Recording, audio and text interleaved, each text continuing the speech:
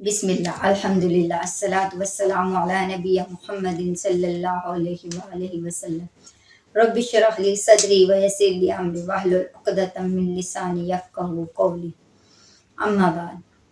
حضرت سعید بن عمر رضی اللہ تعالیٰ عنہ اسلام قبول کرنے کے بعد مکہ سے ہجرت کر کے مدینہ تشریف لے گئے اور رسول اللہ صلی اللہ علیہ وآلہ وسلم کی رفاقت میں زندگی گزارنے لگے۔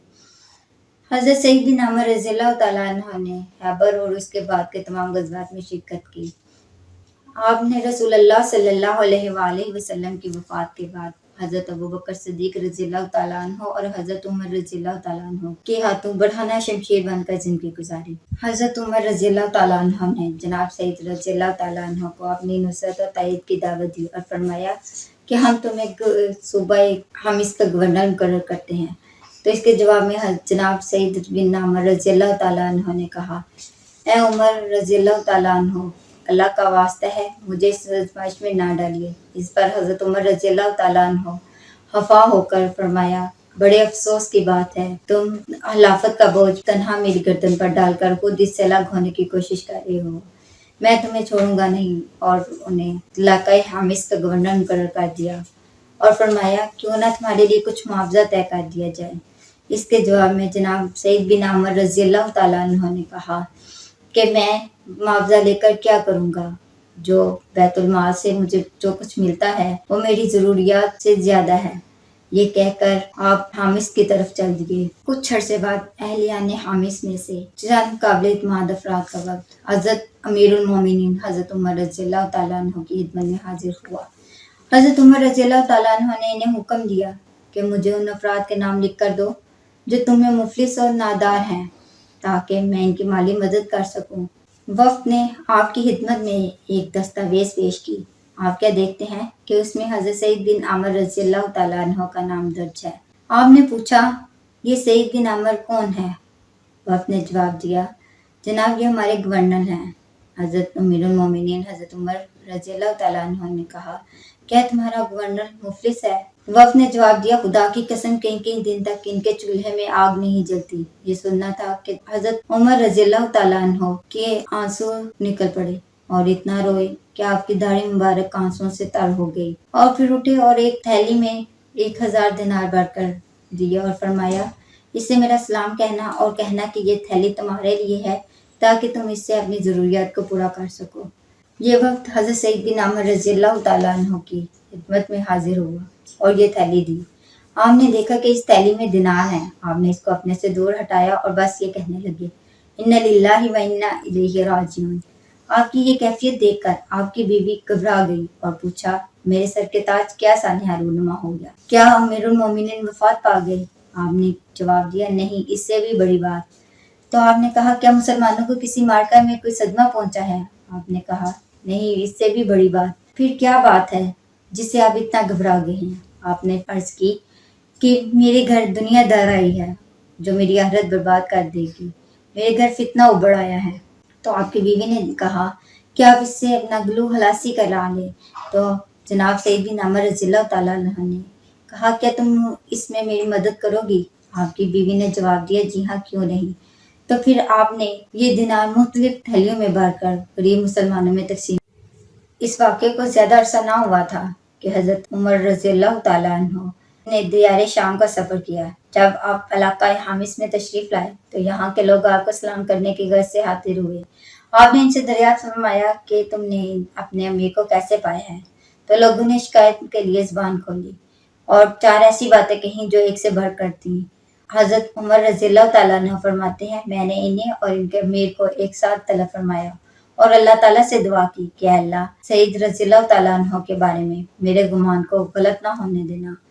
مجھے اس پر بہت اعتماد ہے۔ جب یہ لوگ اور ان کا امیر بوقت صبح میرے پاس تشریف لائے تو میں نے ان سے پوچھا کہ تمہیں ان سے کیا گلہ ہے؟ انہوں نے بتایا کہ یہ دن چڑھے تک گھر سے نہیں نکلتا۔ میں نے پوچھا، سعید تم اس سلسلے میں کیا کہنا چاہتے ہو؟ حضرت سعید رضی اللہ تعالیٰ عنہ چند لمحے کے لیے خاموش ہوئے اور فرمایا، خدا کی قسم میں اس بارے میں کچھ کہنا ناپسند کرتا تھا، مگر اب صورتحال سے آگاہ کیے بغیر کوئی چارہ نہیں۔ صورتحال یہ ہے کہ میرے گھر میں کوئی خادم نہیں۔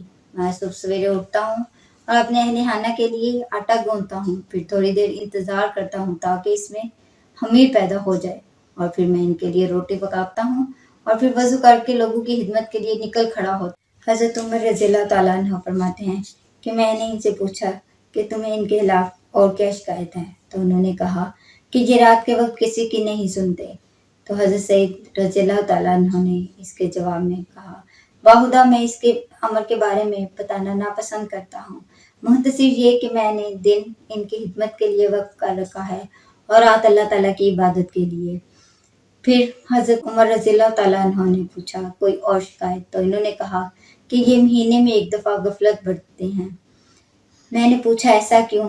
تو جناب سعید رضی اللہ تعالیٰ عنہ نے جواب دیا کہ میرے پاس نہ تو کوئی خادم ہے اور نہ ہی ان کپڑوں کے علاوہ کوئی اور کپڑوں کا جوڑا۔ میں ان کو مہینے میں ایک دفعہ دھوتا ہوں اور پھر انتظار کرتا ہوں کہ یہ خشک ہو جائیں۔ جب یہ خشک ہو جاتے ہیں تو میں ان کو پہن کر دن کے آخری حصے میں ان کے سامنے آتا ہوں۔ پھر حضرت عمر رضی اللہ تعالیٰ عنہ نے پوچھا کوئی اور شکایت؟ تو لوگوں نے کہا کہ یہ کبھی کبھی مجلس میں بیٹھے بیٹھے ان پر غشی طاری ہو جاتی ہے اور ایسے جیسے اہل مجلس سے ان کا کوئی تعلق نہیں۔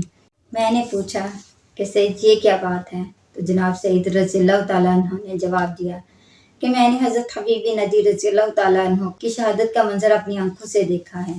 جب مجھے وہ دن یاد آتا ہے تو میں اس سوچ میں پڑ جاتا ہوں کہ میں اس دن ان کی مدد کیوں نہ کی۔